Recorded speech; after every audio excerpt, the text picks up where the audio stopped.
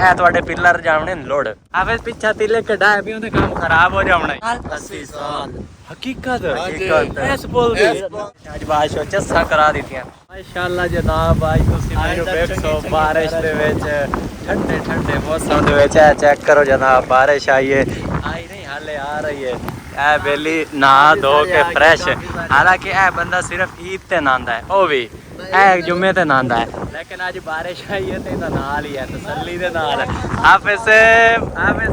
क्या हाल ही ने खैर है तबीयत से ठीक है आई तो हाफिज दी नाती बैठा ने हाफिज पीछा तिले कढ़ाए भी उनके काम खराब हो जावना यार लब से वड़ तो गा ठींगी तो वैसे तारू ने जी इथे जेड़े लोग जिंदगी तो तंग हो के आके छाल मरेंदे ना उन्हां नु कढ लैंदा ने आप ए जनाब पानी तुसी चेक कर लो बारिश दा कितना पानी हो गया जनाब आला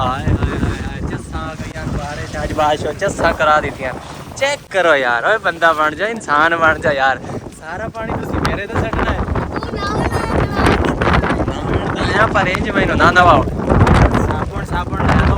या सरफ ले लो सरफ ठीक है वो मार ला थोड़ा ही कुदरती पानी तो हाथे पाया गया तू तो सरफ मार ला चल मार ला नहीं ये सीरियस हकीकत का रंग तेरा चिट्टो हो जासी एनु तो मारना एनु बाद ए दुते मार मारना बहुत है मार नहीं थोड़ा जा मार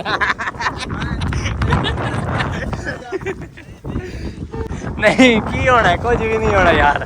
यकीन कर तू चिट्टो हो जाता तू चिट्टा ना होवे तो गल करे ए ਤੁਹਾਡੇ पिलर जावने लोड ए तुसी पिलर हेठा बहुत नीवे च बनाए ए लोड जावने समझ आई ये बंदा बन जाओ तुसी कितने साल 80 साल हकीकत ऐस बोल दे आ जड़ी की बद्दी खली है हैं मेरा इंटरव्यू बनना है मैं बने से जल्दी भी है केड़ी सुभान अल्लाह जमिया कदने 1997 च एक्सपायर हो गई है तो क्यों बनाई तो जमिया कदने अच्छा लग रहा नजर पाया गया ये इस पे समझ आई कहां पर बज गया ये एक मिनट रुकिया गाल सुना पर एक तो ला लो यार अल्लाह दे बंदे एक मिनट रुकिया ए तेरा कपड़ा है ना ए सुक्का आ मैंने कैमरे साफ करन ले यार बारिश पाए गए उते ठीक है बस मेहरबानी उठ जाओ वाटर प्रूफ है लेकिन कैमरे ते पाए गई आई मैं कैमरे दे उत्ते ना बारिश पाए गई तो पहले वाटर प्रूफ काटा मोबाइल दा काम देख लो यार हुन साफ हो गए हो ना हुन चिट्टे भी लगदे पे हैं माशाल्लाह उस्ताद यकीन कर जे अगर तू मेरी गल मान जावे ना